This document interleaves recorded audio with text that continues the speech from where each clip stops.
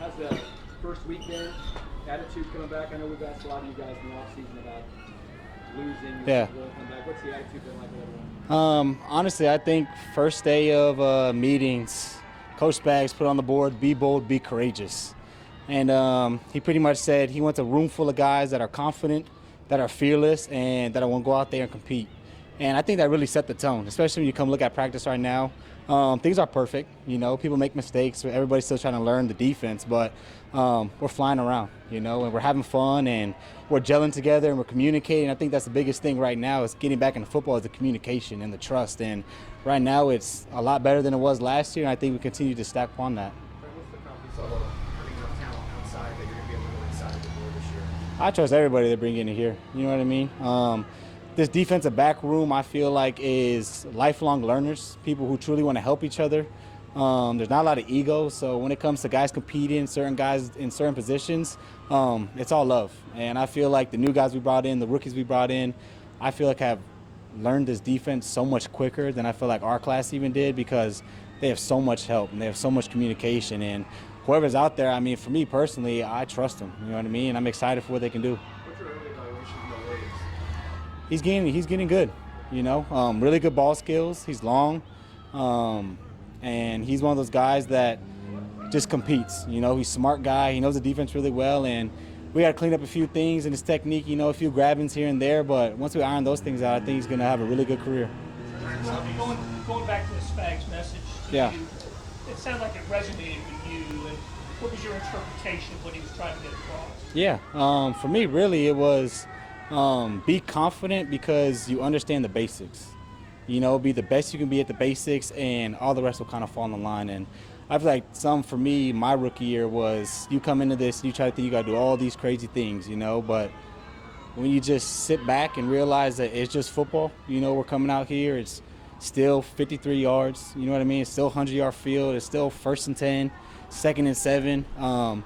You kind of sit back and kind of slow your heart rate down and realize that you can't do this. You know, you were prepared for this, and having a DC like Spags, a Hall of Famer, it just makes you that much more confident, that much more excited to go out here and prove to him that we can be this defense.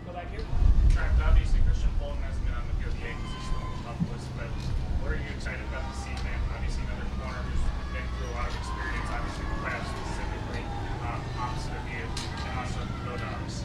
Yeah, go Dogs. First off, I appreciate that. I'm really excited for Christian Fulton. You know, when he came into here, coming from a different team, a different scheme, we were able to kind of just pick each other's brains almost. You know what I mean? Obviously, for me, it was teaching him a lot about the defense, what the coaches like, how to read your eyes and stuff. But coming from him, it's his 5th, 6th year in the league. He's seen a few DBs in his own room, and kind of just speaking about how to just help each other. You know what I mean? Technique-wise. I know he's played a lot of off-man, you know, so it's been a few years since he's really gone up there and pressed for 80-plus plays in a game. And just understanding that when you come in this defense, you got to be physical, you got to set the edge, you got to do the little things that maybe back at your old team you didn't have to do. And he's been doing really good, recovering and doing his stuff there, but he's always locked in, he's always in meetings, he's always taking notes, and that's something that I see and like to have in my room. Over the past couple of years, it's been Jay Reed that's kind of been that leader on the back end, the vocal leader especially. Yeah. How much are you embracing, you know, being that leader? Yeah, well, my horoscope said that this morning I needed to be more vocal, actually. So it's funny that you asked this question, and not only on the field, but off the field. You know, I think for me personally, I think that's where my leadership kind of takes a hold of things, because I feel like when you're on the field, things are going so fast, you know, not a lot of guys want to hear a lot of things, but when you come to the sideline, when your heart rate slows down, when you can kind of sit back and realize what you did, I feel like I can come in there and be that second eye, you know, that's that person that is out there with you, the person that's seen that before.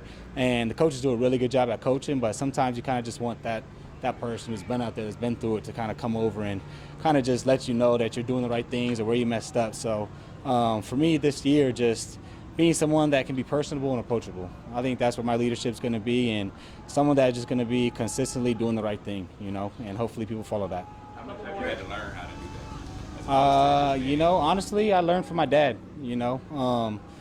I saw him in some uncomfortable situations. I mean, he's a teacher. He does a lot of things in the community back home, and kind of sitting back and just seeing his impacts and how people have just came around him and how he's lifted people up. And coming into this team and this year, I feel like for me personally, I got to be someone that can show people that they can't do it. You know what I mean? I'm not the biggest guy on the team. I'm not the fastest guy on the team, but what I know is the details. What I know is this defense, and what I know is doing my job and making sure that all 11 and on the opposite side, all 11 on the offense, all doing our job collectively. I think it could be a really scary team.